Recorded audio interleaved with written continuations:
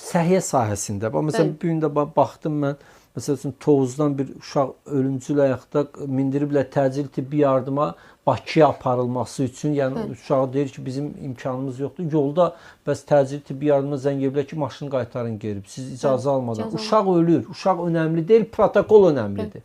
Yəni baxın, buradan Səhiyyə Nazirliyinə mən diqqətlərinə çatdırmaq istəyirəm. Sizin bütün nazirlik, qalstukunuz, kreslolarınız, kabinetləriniz, hörmətli müəllim olmağınızın hamısının məqsədi o uşağın həyatda sağlam yaşaması üçündür. Bütün o sizin hoqqalar hamısı, nazirlik, o bir uşağın sağalması üçündür. Sən necə deyə bilərsən ki, aparma uşağı şeyə və buradan o yol polislərinə təşəkkür. Yolun ortasında düşürdüblər xəstəni. Baxın, uşağı yolun ortasında. Uşağın valideynləri məcbur olub yol polisinin maşınına qoyub təzədən qaytarıblar xəstəxanaya. Yol polisinin maşınında. Buradan da o yol polislərinə təşəkkür edirəm. Heç olmasa, yəni baxmayın da sürətlə gəlirlər, sürətlə filan 5 şey qaytara biliblər. Və yenə də bax nazirliyin o aidiyyatı qurumlar bizim ağlımızla, zəkamızla məzələnir, bəyanat ya.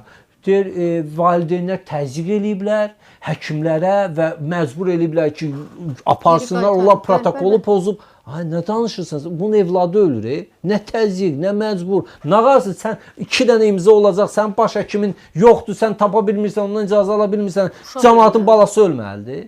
Yəni, bu nazirlik hara baxır ümumiyyətlə? İkinci bir məsələni də qeyd edeyim, bizim bir yaxın dostumuz var. Yaxın dostumuz, yəni illər tanıyırıq. Adam burada tibb universitetini oxuyub, çox savadlı həkimdir. Gedib Rusiyada illərlə magistrını, filanını oxuyub, yəni masterini eləyib və rengen məsələləri üzrədir. Bu işləyir, bu əvvəl Kirov İnstitutu var. İndi elmi tədqiqat filan 5 mükəm. Burada rengen çəkirsən. Bax, bu yana danışıram. Niyə?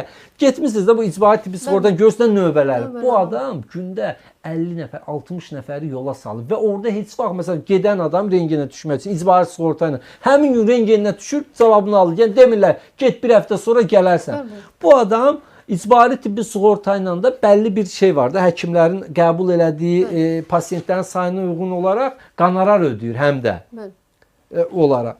Baş həkim bizim bu dostumuzun dediyinə görə baş həkim bunu dəvət edib ki, bəs Ramin həkim, mən belə baxıram ki, sən gündə xeyli adam qəbul edirsən, xeyli pul qazanırsan, bunun yarısını mənə verəcəksən. Deyib ki, nətər verim, niyə verim sənə?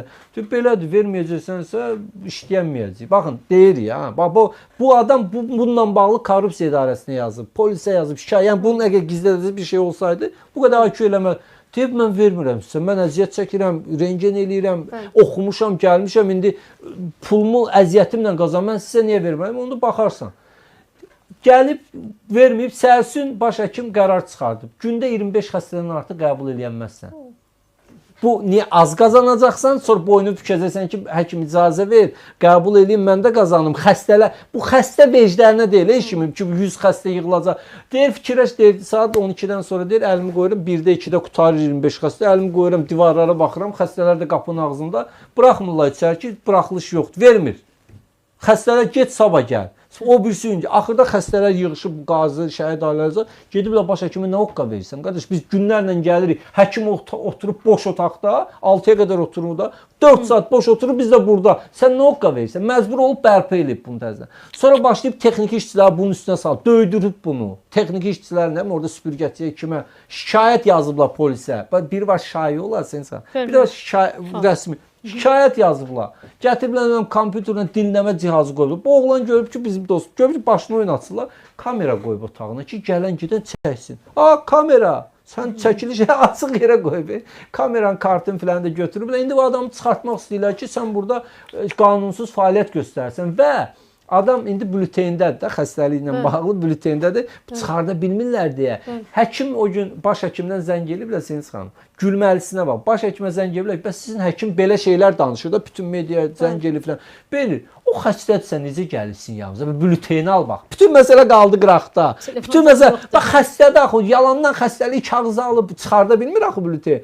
Ya sən necə gəl müsahibə verir? Deyir yaxşı da indi jurnalist yaxşı da hə verdi. Bu nə məsələdir? Bə deyir xəstə sayını azaltmısınız, filan eləmisiniz. Bu qanunidirsə azaltmaq. Dönən ki yaxşı eləmişəm, şeyə görə olma. Deyir bilirsiniz, o cavan oğlandı, hələ evlənməyib. Bu rengində şualanmadır. Mən onu düşünürəm ki, bu hələ evladı olasıdır, filan olasıdır. Ona görə azaltmışdım mən. Sonra da gördü şeydi, bərpa elədi. Və deyir səs dinləmə cihazı var. Yox elə şey zad yoxdur bu. Mənə şər atırlar. Böhtən adam korrupsiya idarəsinə yazıb. Böhtən atırlar və indi götürüb dünən həmin o dostumuzu məhkəməyə verib. Kim baş həkim? Bilirsiniz nə ilə? Mənə mənəvi zərər vurmusan. Mən həyəcanlanmışam sənin bu şeylərlə. Uşağın özünün dünən beyin MRT-sini çəkirlər. Beyində ocaqlar, kapillər damarların partlaması var, gərginlikdə. Həm də sən bu vermir məhkəmə. O bunu məhkəmə qabaqdan gəlmişliyə baxın. Özünə arxeynliyə baxın. Adamın da 70-ə yaxın yaşı var baş həkimi. Cavan kadrdır, gəlib işləyir, xidmət göstərir. Baxın mən qoydum o nə qazanır, qazanmır. Seniz xanım. İcbari tibbi sığorta nədir? Yetim üsürün, bizlərin gedib pulsuz nəsə edir. Bu həkim də tez eləyir, yola verir, çəkir, göstərir. İstəməzsiniz Seniz xanım. Yox, xəstə aparmısınız, deyirlər ki, Seniz xanım, bugün 25 nəfəri qutarıb, gedin sabah bir gün gələrsiniz. Səhər 8-dən gəlin növbədə. Niyə işləyir də? Bu pasiyenti niyə düşünmürsən? Bax, Səhiyyə Nazirliyinə buradan səslənirəm. Qardaş, siz hara baxırsınız? Nə edirsiniz? Nə işlə məşğulsunuz?